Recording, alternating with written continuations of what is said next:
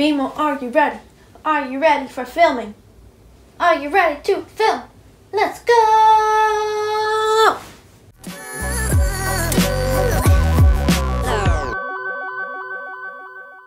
What is up, you guys? Welcome back to my channel. My name is Barnetta and I make videos about living simply, positively, and authentically. So if that speaks to you, then please subscribe and become a member of an ever-growing community filled with amazing people like you. Now today's topic is all about the expectations versus reality of minimalism. Now minimalism is something that is very near and dear to my heart. I have been practicing it for over a year now, and I feel like I've really learned a lot of things about what really works and what might be a little bit harder. Of course, all this stuff is from my own personal perspective, but I figured that this could help you along on your journey, and if at the end of the day all I do is maybe make you laugh a little bit or think, that's great. Now, like I said, minimalism means a lot to me, and there are some people that just inspired me to get into this movement. I will name my top 3 holy trinity of minimalism that really inspired me and are just total goals. The first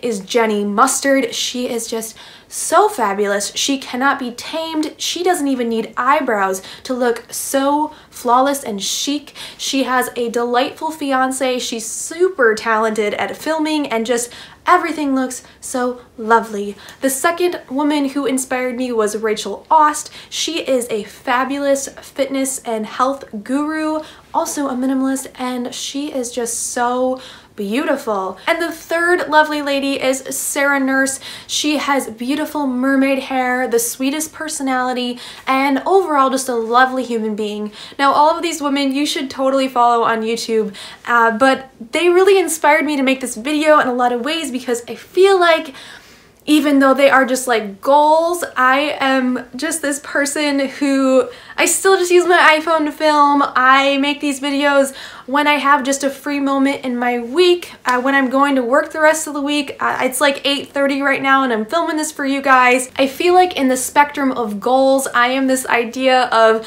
playing sports ball and you go for a touchdown but you get a fumble and then you try and run it again and then somehow you go for a layup and it works out right.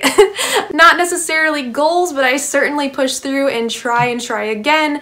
Now let's just get right into the 5 expectations versus reality things I've noticed throughout my journey. The first expectation versus reality is that you will be able to get through your really big minimalist purge and then you will finally not have to worry about any clutter because you have taken all of this time to get rid of all of your excess. Now, I do not want to burst your bubble, but there is a big likelihood that even after you purge out all of your unnecessary things, oh Beamo, stop it.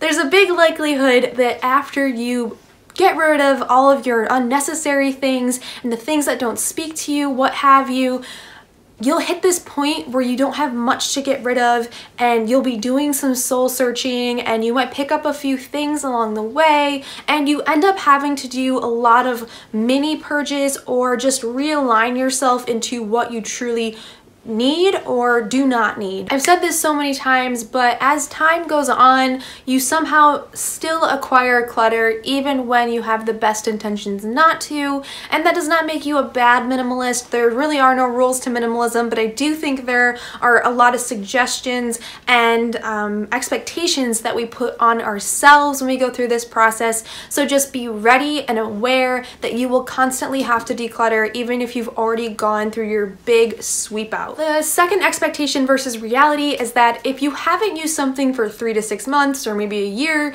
you don't need it. Now this is just, at least for me, exceptionally false because when you are in that full declutter and clean out mode, you are more likely to come across things that you haven't opened up in a long time or put to use in a long time. And when you're like in this mode of getting rid of and minimizing, you are way more likely to purge these things. Now, I've talked about this in other videos. I will link to those above, specifically with my art supplies and other things that are very personal to myself that I ended up repurchasing.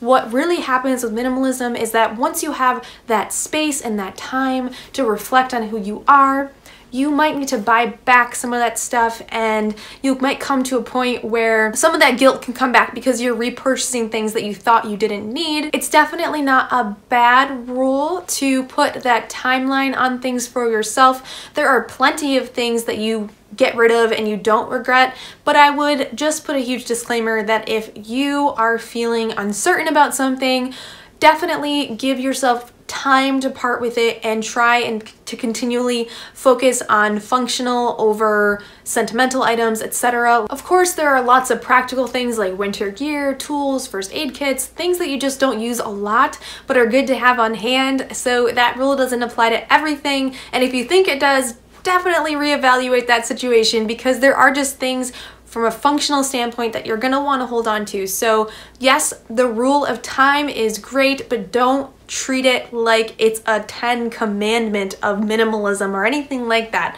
It's just not. Expectation versus reality. You need to have a practical, functioning daily life, and some of that routine does include things that you don't always use every single day. The third expectation versus reality is that you will never have anything on any of your counters or surfaces ever again. Now, I'm not 100% certain if every single minimalist follows this rule, but I do know it is a very popular one to have all of your surfaces very, very clean and not have really anything on them. Now, I'm just gonna go out on a limb and say that there are some things that are really impractical to put away every night and take out every day. If you really are gonna follow that rule, and I'll just put myself in that example, that means I would probably put my toaster oven away every night and only take it out when I needed it. Now, maybe I don't use that every single day of the week, but it's enough that it would be annoying to constantly bring it in and out. The same goes for my tea kettle. Of course, I could abide by that mindset and keep those counters clean, but I really see minimalism as a way to make my life more simple, and I don't really see that as very simple or practical. It's really just an aesthetic at that point. I don't think it's entirely useful to put things away. It just seems like you're adding time to your routine, and I'm all about like, let's get it done, let's get out the door and get going on with our day. So definitely expectations versus reality. When you see all those empty Instagram houses and rooms, expectations, not reality, at least in my opinion.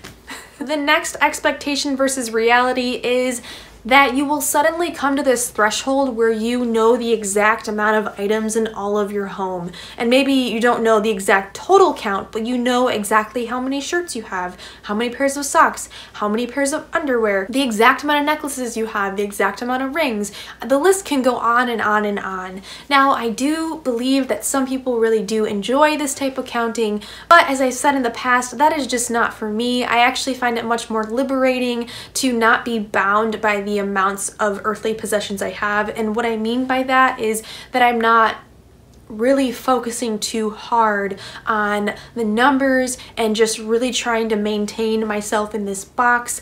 And that number counting definitely can work for more functional items, but I'll say as soon as it comes to things that you simply enjoy or could have a passion about, so that could be anything from clothing to art to let's say you're a woodworker or any other thing that is a creature comfort, doesn't have to be a hobby, it gets a little bit hairy when you try to count those things.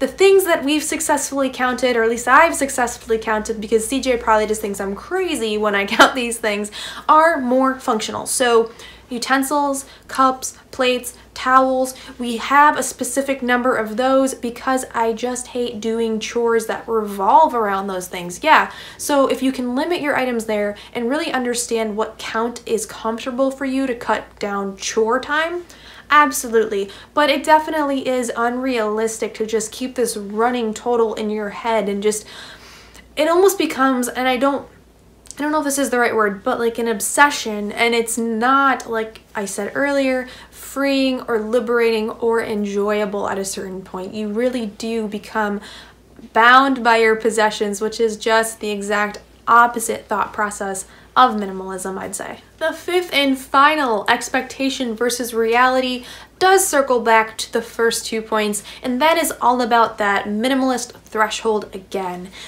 now we are all multi-dimensional people and we have lots of different interests, and they're plain and simple are seasons in this life. What works for you now will not work for you in even a year, 5 years, 10 years from now. As your life grows and changes and develops, it really is truly a journey. And even though I'm not the most perfect minimalist, I don't have just like an RV I go around in the States in or anything like that. I do have an apartment, and I do probably have a lot more things than other minimalists. I will say that I have learned that throughout this year and a half, my threshold for what I need has fluctuated as I've moved into new projects or adventures. So even just with this channel, I never thought I'd be someone who really wanted to try and experiment more with makeup, but I'm trying, and I also want to try and experiment for it for my wedding that's coming up. There's just things and events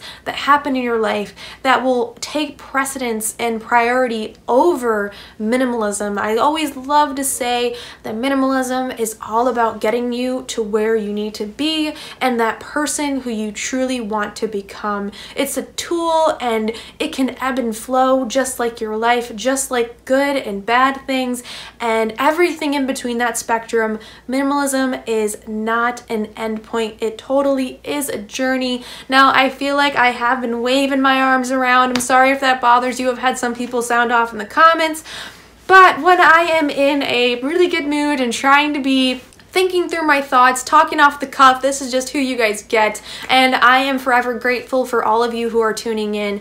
Thank you so much for supporting me. You are all just so incredible, and I'm very happy and blessed to be in this situation where I can connect with all of you. So God bless, and I will see you guys in the next time. And until then, remember that there is no one like you. You are loved and you are beautiful inside and out. I will see you guys later. Bye.